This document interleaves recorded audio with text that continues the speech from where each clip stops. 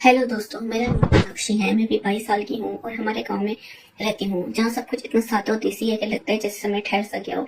मेरी आंखें काली काली हैं, बाल लंबे घने जो कमर तक लहराते हैं।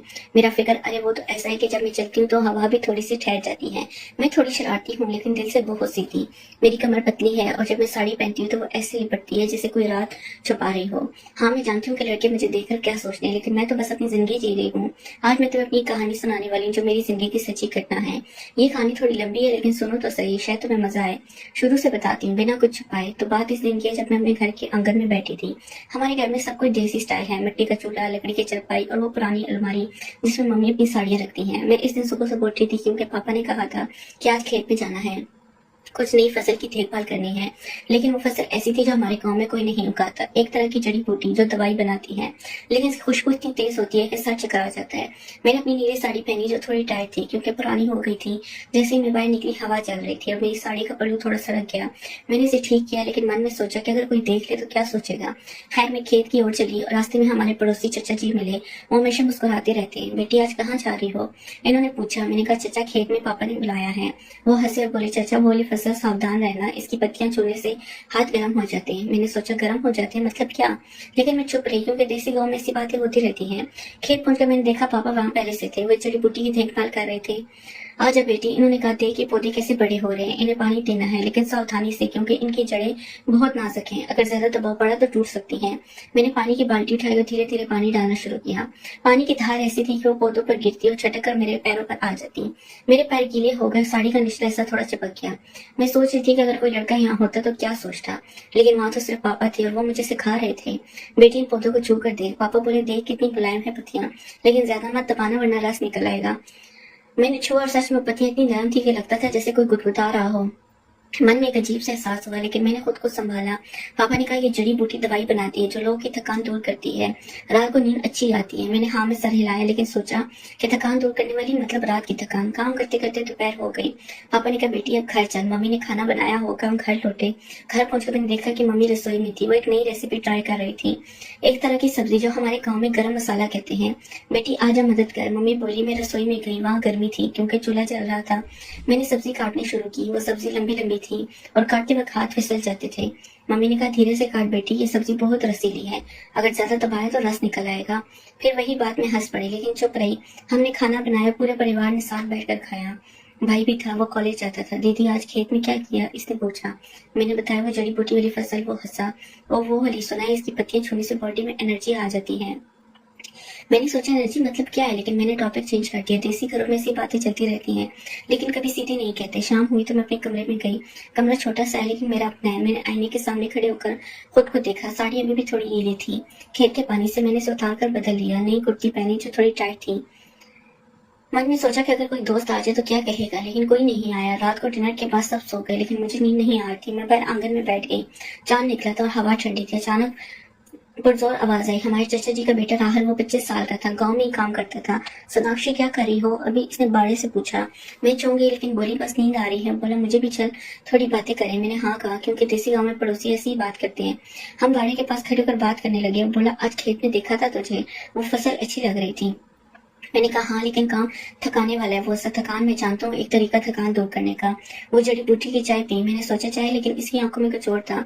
कैसी चाय? तो मैंने पूछा। वो बोलना, जो गर्मी बढ़ाती है बॉडी में, रात को अच्छा लगता है। Double meaning. लेकिन मैंने कहा, अच्छा, कल ट्राई करूंगी। हम बात करते रहे देर रात तक। वो बताता रहा गाँव की कहानियां और मैं सुनती रही लेकिन कुछ नहीं हुआ, बस बातें। अगले दिन सुबह उठी तो मम्मी ने कहा, बेटी आज बाजार नहीं जाना, लेकिन घर में काम है, हमारी पुरानी अलमारी साफ करनी है। अलमारी वो थी जिसमें पुरानी साड़ियां कुछ गहने रखे थे। मैंने कहा, ठीक है मम्मी। हम अलमारी खोलकर साफ करने लगे। अंदर से एक पुरानी साड़ी निकली जो बहुत पतली थी, लगभग ट्रांसपेरेंट। मम्मी ने कहा, ये तेरी दादी की थी लेकिन अब मत पहनना, ये बहुत पतली है, हवा में उड़ जाती है। मैंने सोचा, उड़ जाती है मतलब क्या? ऐसे, लेकिन मैंने इसे साइड में रख दिया। साफ करते एक बॉक्स निकला जिसमें कुछ पुरानी किताबें पड़ी थी। एक किताब थी, घरेलू नुस्खे। मैंने खोली तो अंदर लिखा था, आहानी थकान दूर करने के लिए जड़ी बूटियां। मैं हंस पड़ी। मम्मी ने देखा और बोली, किताब अच्छी है लेकिन सावधानी से पढ़ना, कुछ नुस्खे गर्म होते हैं। फिर वही हमने अलमारी साफ की और दिन निकल गए। शाम को राहत फिर आया लेकिन इस बार वो घर के अंदर आ गया क्योंकि पापा ने बुलाया था। पापा बोले, बेटा कल खेत में ही मदद करेगा। राहल ने हाँ कहा। हम सब बैठकर चाय पीने लगे। चाय में मम्मी ने वो जड़ी बूटी डाली थी। ये चाय स्पेशल है, मम्मी बोली। मैंने सच में बॉडी में गर्मी से महसूस की। राहुल ने मुझे देखा, मुस्कुराया, कैसी लग रही है इसने पूछा। मैंने कहा गर्म। वो हंसा लेकिन कुछ नहीं बोला। रात को मैं सोचती रही कि क्या हो रहा है, लेकिन कुछ नहीं, बस एहसास। धीरे धीरे दिन बीतते गए, हर रोज कुछ न कुछ नया होता। एक दिन पापा ने कहा बेटी आज हमें जड़ी बूटी की पत्तियां तोड़नी है, लेकिन सावधानी से, क्योंकि पत्तियां नाजुक है, ज्यादा मत खींचना वरना टूट जाएंगी। मैं खेत गई, राहुल भी आया मदद करने।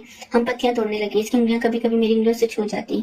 सॉरी वो बोला, लेकिन इसकी आंखें कह रही थी कुछ और। मैंने कहा कोई बात नहीं।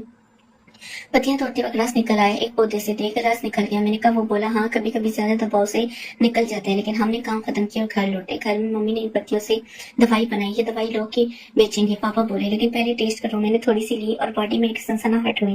रात को नींद अच्छी आई, लेकिन सपने अजीब आए, जैसे कोई छू रहा हो, लेकिन नहीं छू रहा। कुछ दिनों बाद गाँव में एक एहतिसाब हुआ।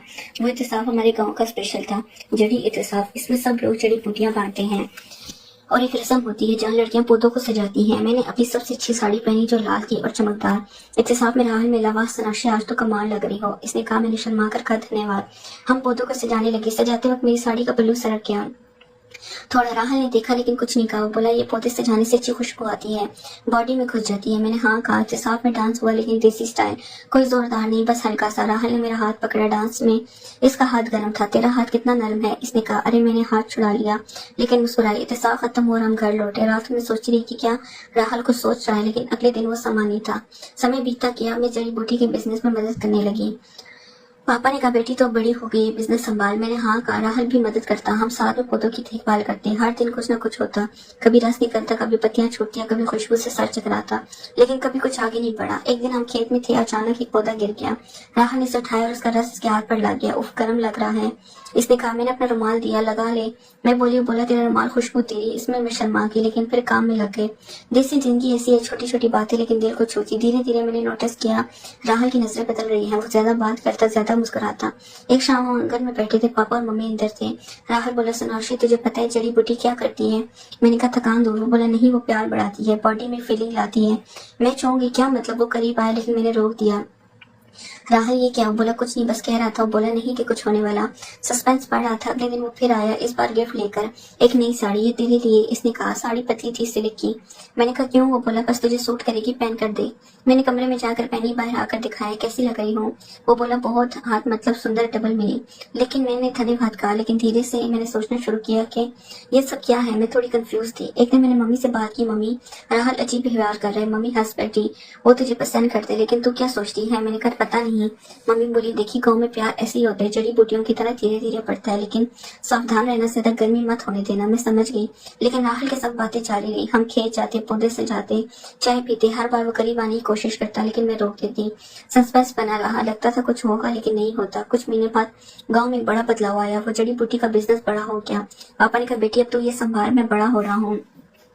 मैंने हाँ कहा। राहुल भी पार्टनर बना, हम साथ काम करने लगे। लेकिन एक दिन राहुल ने कहा सोनाक्षी मैं तुझसे शादी करना चाहता हूँ। मैं चौंक गई। क्या? वो बोला हाँ तुझे प्यार करता हूँ। वो सब बातें, वो एहसास सब इसलिए मैंने सोचा तो ये था राज। लेकिन मैंने कहा राहुल मैं तैयार नहीं, मैं अपना बिजनेस बड़ा करना चाहती हूँ। वो उदास हुआ लेकिन बोला ठीक है इंतजार करूंगा। लेकिन मैंने फैसला कर लिया था। मैंने जड़ी बूटी से एक नई दवाई बनाई जो महिलाओं की ताकत बढ़ाती है, इन्हें इंडिपेंडेंट बनाती है। वो दवाई नहीं थी थकान दूर करने की, बल्कि माइंड को स्ट्रांग बनाने की। मैंने गाँव के लड़कियों को सिखाया कैसे खुद पे भरोसा करे। राहुल ने देखा और समझा।